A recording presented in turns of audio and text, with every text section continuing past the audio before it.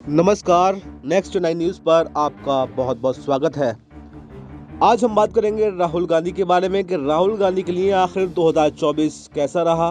कभी खुशी कभी गम, राहुल गांधी में कितना है दम। आइए जानते हैं कि सांसद और नेता प्रतिपक्ष राहुल गांधी के लिए साल 2024 कैसा रहा। ये क्योंकि इस बार लोकसभा चुनाव था। 2024 कांग्रेस के लिहाज से काफी बेहतर रहा है। एक ऐसा साल जिसने उन्हें फिर से सियासी रूप से मजबूत होने का मौका दिया है। एक ऐसा साल जिसने उन्हें फिर से कांग्रेस की कमान अपने हाथों में लेने का मौका दिया है। एक ऐसा साल जिसने उन्हें पीएम मोदी के सामने फिर सबसे बड़े चेहरे के रूप में स्थापित होने का मौका दिया है।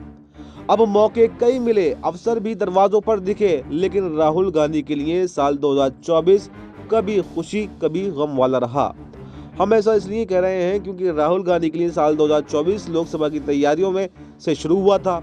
इस चुनाव को कांग्रेस के लिए करो या मरो जैसा माना जा रहा था, और कारण ये था कि इससे पहले दोनों ही लोकसभा चुनावों में यानी 2019 और 2014 के लोकसभा चुनावों में कांग्रेस का काफी खराब प्रदर्शन रहा था और बीजेपी से बहुत पीछे छूट गई थी। इस बार के चुनाव में तो क्योंकि पीएम मोदी ने 400 पार का नारा दे रखा था, तो ये माना जा रहा था कि नतीजे इसके थोड़े भी अगर करीब रहे तो ये कांग्रेस और राहुल गांधी के लिए सियासी रूप से द एंड साबित हो सकता है। लेकिन इस बार के लोकसभा चुनाव के लिए राहुल गांधी ने अलग ही रणनीति पर काम किया। वो चाहते तो फिर से सिर्फ पीएम मोदी पर हमला कर सकते थे, अगर वो चाहते तो फिर अडानी अंबानी मुद्दे के जरिए ही हमला करते रहते, लेकिन राहुल गांधी ने ऐसा नहीं किया।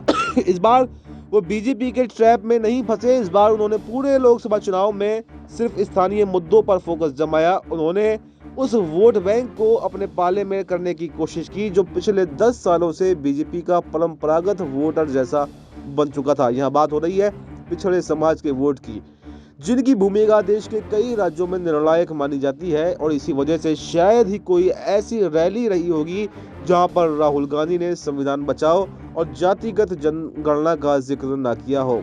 उस समय तक किसी ने नहीं माना था कि ये मुद्दा इतना बड़ा बन सकता है, लेकिन जैसे जैसे चुनाव आगे बढ़ा, राहुल गांधी का ये मुद्दा बीजेपी को डिफेंसिव करता गया। इसी का नतीजा ये रहा कि जब चुनावी नतीजे आए सभी हैरान थे। बीजेपी को 370 सीटें जीतने की बात जो कह रहे थे, उसका आंकड़ा 240 पर ही सिमट गया। जो एनडीए 400 पार के सपने देख रही थी, वो सिर्फ 292 सीटों पर ही सिमट कर रह गई। और दूसरी तरफ कांग्रेस ने अपनी स्थिति काफी हद तक सुधारते हुए 99 सीटें जीती थी।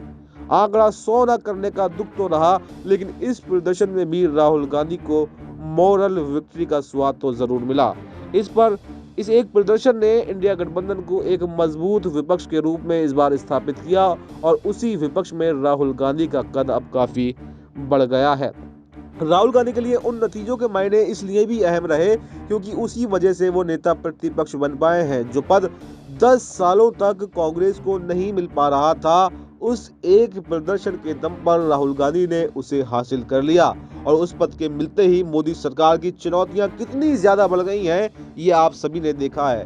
पहले वक्फ बोर्ड बिल का पारित नहीं हो पाना, लेटरल एंट्री के विवाद पर कदम पीछे खींचना, ब्रॉडकास्ट बिल को लेकर विरोध का सामना करना। राहुल गांधी के हस्तक्षेप ने सरकार को कई मुद्दों पर अपनी नानी याद दिलवा दी है। ये साल 2024 का वो दौर था जब बीजेपी सिर्फ सियासी रूप से कमजोर होती जा रही थी, जब लेख छप रहे थे कि पीएम मोदी का मिजाज गठबंधन राजनीति की वजह से बदल चुका है, और इन खबरों का आना ही राहुल गांधी का कद अपने आप में बढ़ा रहा था। लेकिन फिर विधानसभा चुनावों का ऐलान हुआ, हरियाणा और जम्मू कश्मीर में चुनाव हुए, और नतीजे आते ही राहुल गांधी पर, उनकी रणनीति पर, उनके राजनीतिक कौशल पर फिर से गंभीर सवाल खड़े हो गए। हरियाणा चुनाव में सभी सियासी पंडितों का आकलन गलत साबित हुआ। जो बीजेपी हारती हुई दिख रही थी, उसने अप्रत्याशित प्रदर्शन करते हुए फिर से जीत हासिल कर ली। जो कांग्रेस सरकार बनाने की दहलीज पर मानी जा रही थी, वो फिर से विपक्ष में बैठने को मजबूर हो गई, और हरियाणा की हार ने कांग्रेस को अहंकारी दिखा दिया। राहुल गांधी को अति आत्मविश्वास का शिकार भी बताया गया, और ऐसा इसलिए क्योंकि तमाम प्रयासों के बाद भी कांग्रेस और आम आदमी पार्टी का गठबंधन नहीं हो पाया था। तो इसीलिए साल 2024 जो रहा कांग्रेस के लिए, राहुल गांधी के लिए, वो कभी खुशी कभी गम वाला रहा। तो फिलहाल इस खबर में इतना ही। देश और दुनिया की तमाम बड़ी खबरों के लिए आप बने रहिए हमारे साथ और देखते रहिए नेक्स्ट 9 न्यूज़।